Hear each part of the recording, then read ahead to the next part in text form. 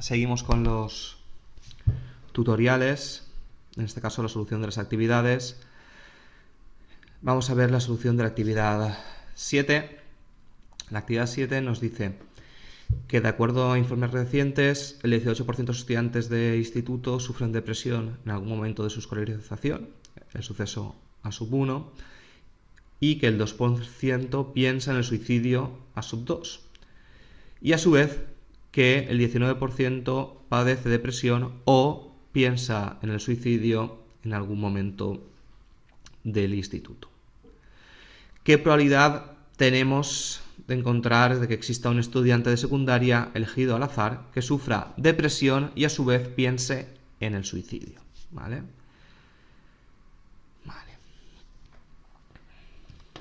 De acuerdo. La probabilidad... ¿Cuál es la probabilidad de que un estudiante de secundaria elegido sufra depresión y piense en el suicidio? ¿Y cuál es la probabilidad de que un estudiante elegido aleatoriamente sufra depresión pero no piense en el suicidio? ¿Vale? Vale, por lo tanto, probabilidad A1, ¿vale? La probabilidad A1 es que el escolar sufra depresión, que es un 18%, ¿de acuerdo? Y a su vez tenemos probabilidad A2, que es que piensa en el suicidio, 0,2, y el suceso, ¿vale?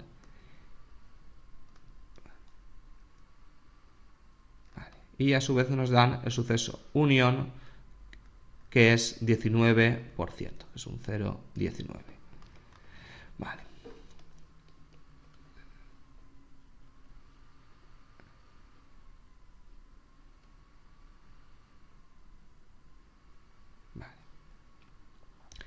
Se puede resolver utilizando la fórmula que hemos visto antes, ¿vale? ¿Cómo se hace? Pues la probabilidad de que... Igual, ¿no? Tenemos aquí la probabilidad de que A1 o A2 es igual a la probabilidad de que A1 más A2 menos suceso de intersección.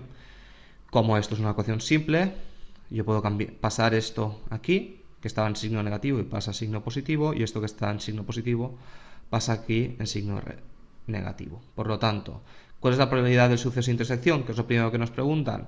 Pues la probabilidad de sumar A1 más A2 y restarle el suceso unión, ¿vale? Lo que nos da 0,2 menos 0,19 igual a 0,01, ¿de acuerdo? Un segundo que se ha ido a las actividades.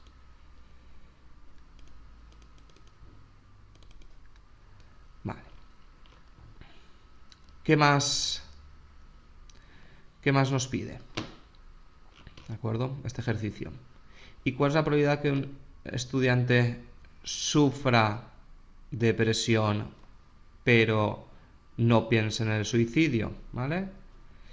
En este caso es una probabilidad de 0,17. ¿Vale? Seguimos. El ejercicio 8. Vale. Este ejercicio es fundamental entenderlo porque es la aplicación del teorema de Bayes y es uno de los fundamentos de la estadística moderna. ¿De acuerdo? El 10% de una población tiene una enfermedad denominada E, ¿vale? Una enfermedad E. Y tiene aumentada la velocidad de sedimentación en sangre el 80% de los enfermos de E y el 30% de los enfermos, ¿vale? Y el 30% de los no enfermos, perdonad. Calcular la probabilidad de estar enfermos según se tenga o no aumentada la velocidad de sedimentación, ¿de acuerdo? Esto lo que nos pregunta es una probabilidad condicionada, pero como no disponemos de todos los datos, no podemos hacerlo directamente, sino que tendremos que utilizar el teorema de Bayes, ¿vale? Para este tipo de ejercicios, igual que hemos dicho antes, para todos estos ejercicios de probabilidad, es fundamental anotar bien todo lo que nos dice el ejercicio, ¿vale? Para tener todos los datos. Una vez tengo todos los datos, aplicar la fórmula es sencillo y más, ¿vale? Si no me la tengo que aprender de memoria.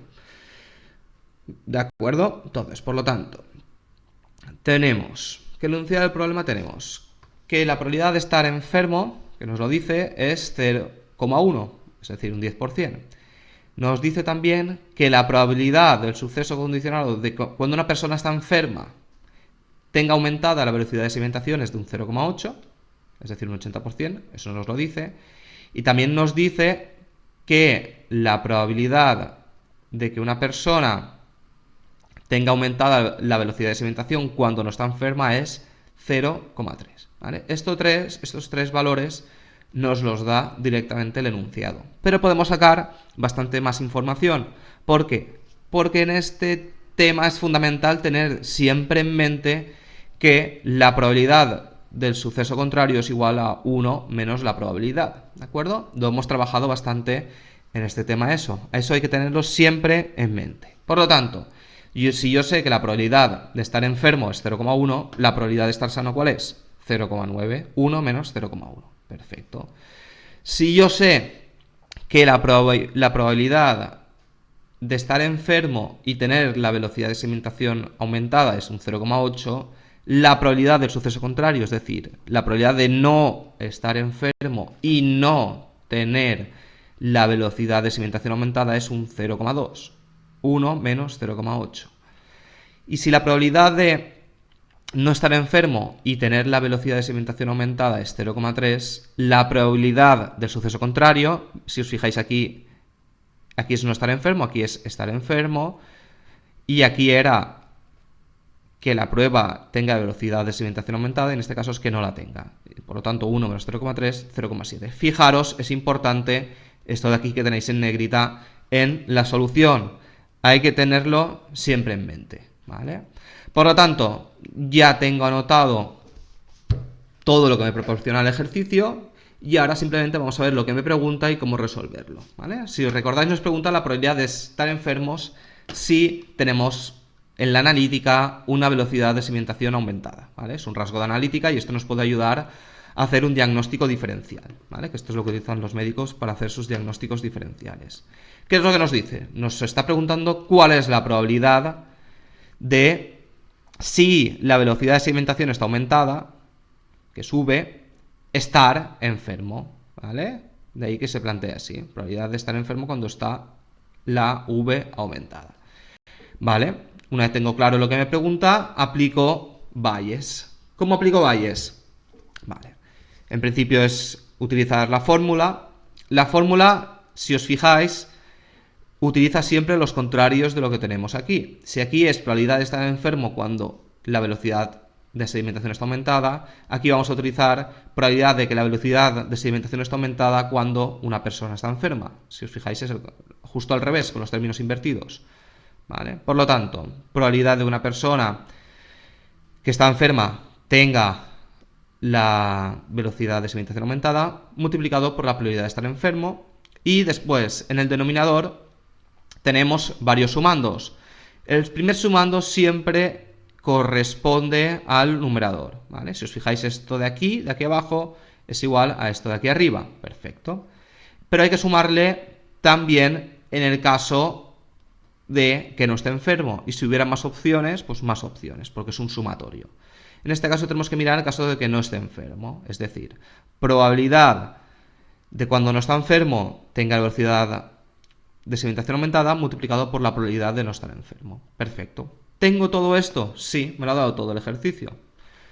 La probabilidad, esta de aquí, es 0,8 multiplicado por 0,1, ¿vale? Que es esto de aquí, dividido, pues esto lo mismo, lo pasamos aquí y sumamos. Y ahora tenemos que buscar probabilidad de V cuando no E, que la tengo aquí, que es 0,3, por probabilidad de no E, que es 0,9, lo tenemos aquí.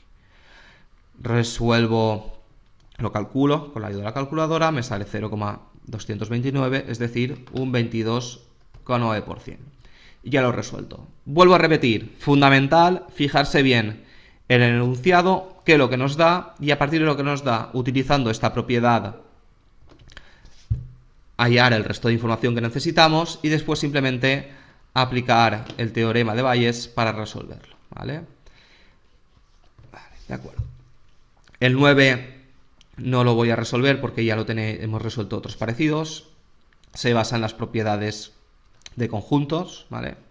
Y se hace de forma análoga a lo que hemos visto en el 6 y en el 7, ¿vale? Lo miráis y si tenéis alguna duda me lo preguntáis, ¿vale? El 10, vamos a ver el 10. El 10 es un poquito diferente. Se nos dice que existe el 15% de una población que padece hipertensión, pero que el 75% de todos los adultos cree no tener este problema, ¿vale? Se estima también que el 6% de la población tiene hipertensión, pero no es consciente de padecer dicha enfermedad. Si un paciente adulto opina que no es hipertenso, ¿cuál es la probabilidad de que, de hecho, sí que está enfermo? ¿Vale?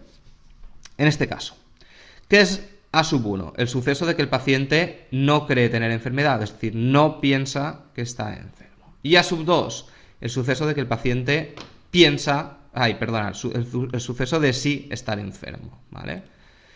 Se nos da que probabilidad de A1 es 0,75, ¿vale? Que lo tenemos aquí, y probabilidad de A2 es 0,15, que lo tenemos ahí, perfecto. Y también se nos da la probabilidad del suceso de intersección, que es que el 6% tiene hipertensión y no es consciente, ¿vale? Pero nosotros, ¿qué pretendemos hallar? Pretendemos hallar la probabilidad de A2 cuando A1.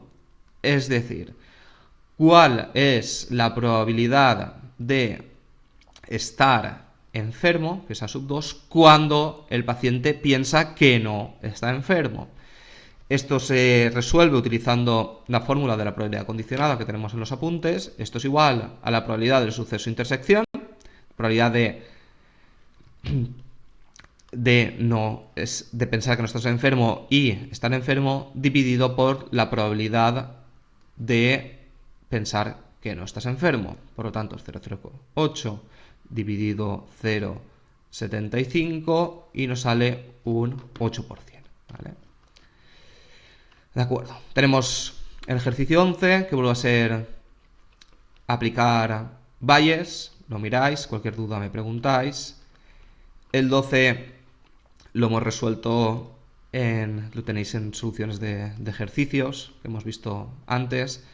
En este caso, lo que hago es leer los datos que tengo en el archivo y vamos a comprobar si el dibujito de la variable concuerda con una distribución normal. Leemos el archivo, lo cargamos a Strona y lo primero que tenemos que hacer es hallar la media de la desviación típica para poder representarlo bien. Pues hacemos el min, sd, para hallar media y desviación típica. Dibujamos el histograma, recordar frecuencia igual a false, para que sea de frecuencias relativas y no de frecuencias absolutas.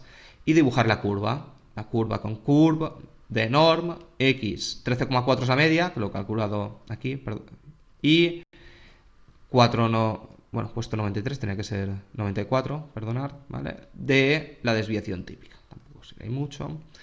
Importante add igual a true y bueno, color, en este caso he puesto el rojo. Y si nos fijamos, la concentración de estrona en saliva, pues el dibujito no sigue nuestro histograma, por lo tanto, esta no se distribuiría de acuerdo a una normal. Y si lo hacemos con la concentración en plasma, vemos que tampoco, ¿vale? Nos ajustan a una distribución normal. Después tenemos el 13 con el archivo glucosa, lo hacemos de forma análoga y vemos que en este caso sí, glucosa sí que se ajusta a una distribución normal porque la curva se ajusta bien al histograma, ¿vale? Fijaros en el histograma relativo, ¿sí? Los intervalos, etc. Hasta aquí